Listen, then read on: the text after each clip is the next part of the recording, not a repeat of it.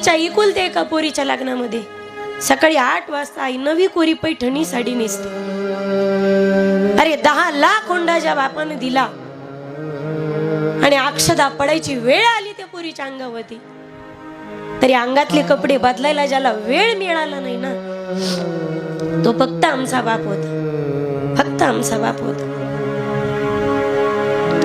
पोरगी 60-65 वर्षाची होऊ द्या, माहेरी जर आली ना पोरगी, तर पोरगी म्हणते, बाबा तुम्ही नेहमी 1000ची साडी घेतात हो मला, एकदा लग्नात दिलं तेव्हापासून तुम्ही मला काय दिलं बाबा? कधीतरी एकदा रक्षाबंधनाला, भाऊबीजेला मी येते, यावेळेस 1000ची नाही बाबा, मला यावेळेस 2500ची 3000ची साडी पाहिजे. खिशात कमी असतात रे पैसे, त्याचे खिशात पैसे कमी असतात.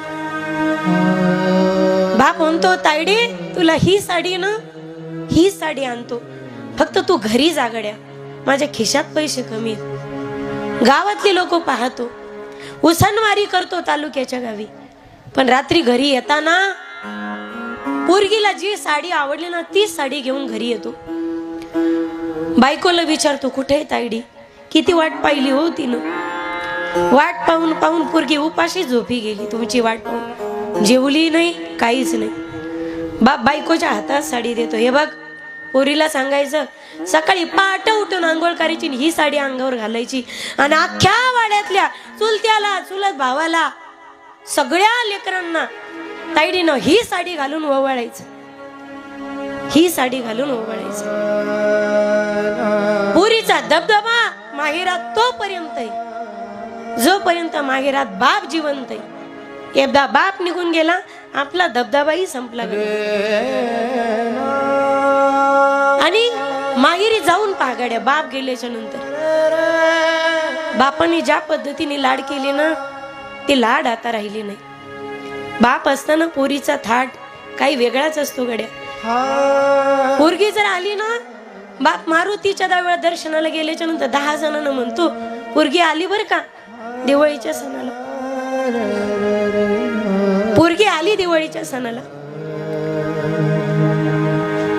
पा तुम्ही आपल्यापर्यंत तरी काळ इतका तापट होता. बाप म्हणजे समोर, अजून माझ्या वडिलांना मला समोर जाऊन बोलायची हिंमत होत नाही.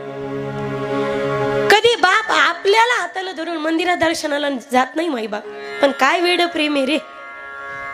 त्या पोरीला जर पोरगा झाला, पोरीला पोरगी झाली ना, आणि दिवाळीला जर पोरगी माहेरी आली ना, स्वतःच्या लेकराला त्या बापाने कधी गोड धरून चॉकलेट खाऊ घातलं नाही, पण पोरीच्या लेकराचे एवढे लाड करतो बाप.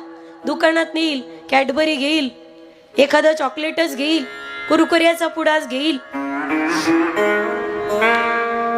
काय प्रेम असतं माय बापाचं, हे आई वडील झाल्याशिवाय कळत नाही. माय बाप कळ दिल्याशिवाय कळवळा अंतःकरणात कधी निर्माण होत नाही. पण माझी विनंती असेल आपल्याला, कोणताही बाप राजा नसतो गड्या, पण आपल्या पोरीसाठी बाप राजापेक्षा काही वेगळा नसतो.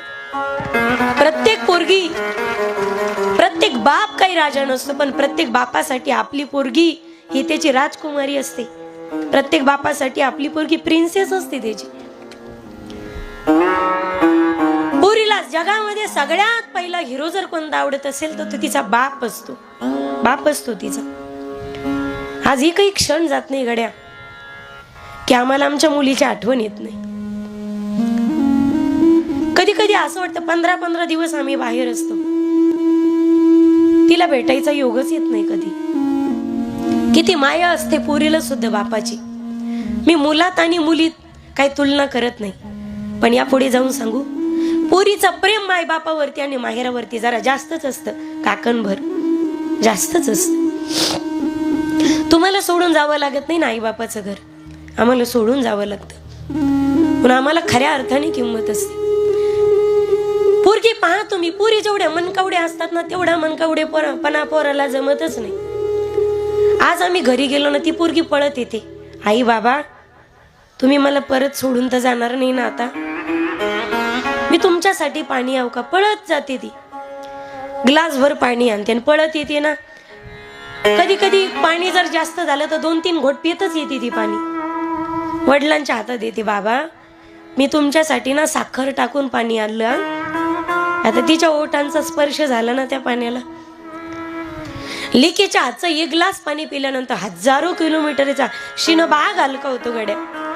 आणि त्यावेळी कधी कधी पांडुरंगाला सांगावं असं वाटतं, देवा या लिकीच्या ग्लासभर पाण्याच्या पुढे तुझं स्वर्गातलं अमृत सुद्धा फिकं आहे रे, स्वर्गातलं अमृत सुद्धा फिकं आहे. लिकीच्या हातच्या पाण्याची सर स्वर्गातल्या अमृताला सुद्धा कधी येणार नाही मायबा. स्वर्गातलं अमृत सुद्धा तुच्छ आहे मग त्या पाण्यापुढे. इवले इवले हात तिच्या वडिलाच्या पायाला लागतात. बाबा मी तुमचे पाय दाबू का, तुमचं डोकं दाबू का. ज्यावेळी लिकीचे हात पायाला लागतात ना, शरीराला स्पर्श होतो ज्यावेळी लिकीचा. हजारो किलोमीटरचा प्रवास कुठल्या कुठे शिनबाग हलका होतो ना, काही कळत नाही माईबा.